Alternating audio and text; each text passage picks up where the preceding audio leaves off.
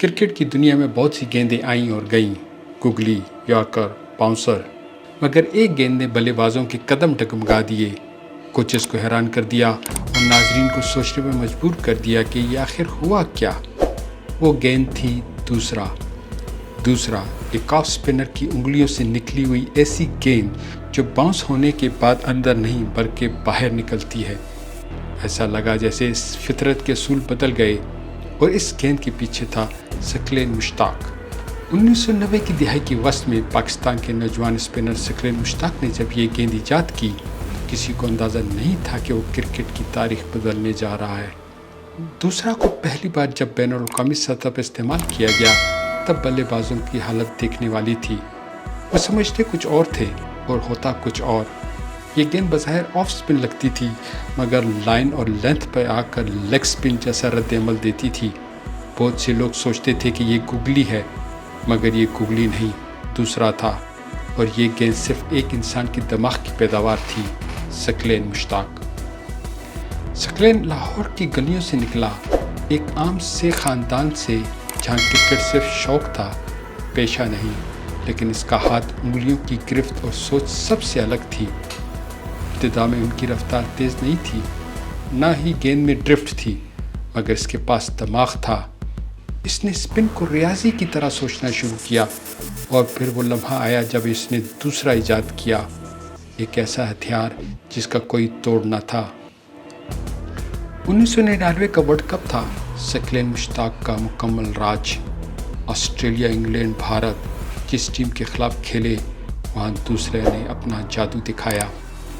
ثقلین نے اپنی بالنگ سے ثابت کیا کہ اسپن صرف گیند گھمانے کا نہیں، دماغ گھمانے کا بھی فن ہے۔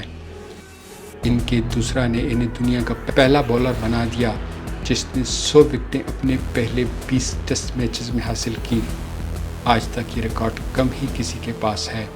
دنیا کے ٹاپ بلے باز جیسے سچن ٹنڈولکر، رکی پونٹنگ، اسٹیو وا دوسرے کا شکار بنے۔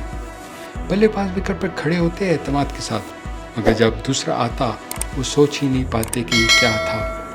ایک پل میں گیند آف سٹمپ سے لیگ سٹمپ کی طرف نکلتی اور اگلے لمحے بیلز ہوا میں جھولتی، حتیٰ کہ دنیا کے بہترین کوچز اس گیند کو سمجھ نہ پائے۔ یہ صرف ثقلین کا راز تھا۔ جب دوسرے کا راج ہوا تو پوری دنیا نے اس کی نقل شروع کی۔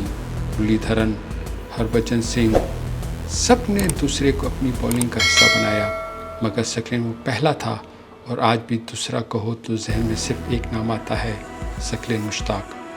جب دوسرا اتنا مؤثر ہو گیا تو ICC اور مختلف بورڈز نے اس پر اعتراض اٹھانے شروع کر دیے۔ سوال اٹھے کہ کہیں یہ غیر قانونی تو نہیں؟ کیا کلائی کی حرکت رولز کی خلاف ورزی نہیں کرتی؟ مگر بار بار کے ٹیسٹس، بائیو میٹرکس اور تجربات نے ثابت کیا کہ دوسرا ثقلین کی انگلیوں کا جادو تھا، غیر قانونی کچھ نہیں۔ بدقسمتی سے جس رفتار سے ثقلین چمکا وہی رفتار اس کے زوال کی بھی بنی۔ گھٹنے کی انجری، ٹیم کی سیاست اور تبدیلیوں نے اسے جلدی منظر سے ہٹا دیا۔ ایک عظیم باؤلر جو مزید کئی سال دنیا کو سکھا سکتا تھا، خاموش ہو گیا۔ لیکن ثقلین کا سفر ختم نہیں ہوا، اس نے کوچز کا راستہ چنا، انگلینڈ اور پاکستان سمیت مختلف ٹیموں کو کوچ کیا۔ پاکستانی نوجوان باؤلر جیسے شاداب خان، محمد نواز اور افتخار احمد نے اس کے تجربے سے فائدہ اٹھایا۔ ثقلین نے دوسرے کے ساتھ ساتھ سوچنے کا ہنر سکھایا۔ آج دنیا اسپن کی نئی لہروں کی تلاش میں ہے، لیکن کیا دوسرا جیسا جادو دوبارہ ممکن ہے؟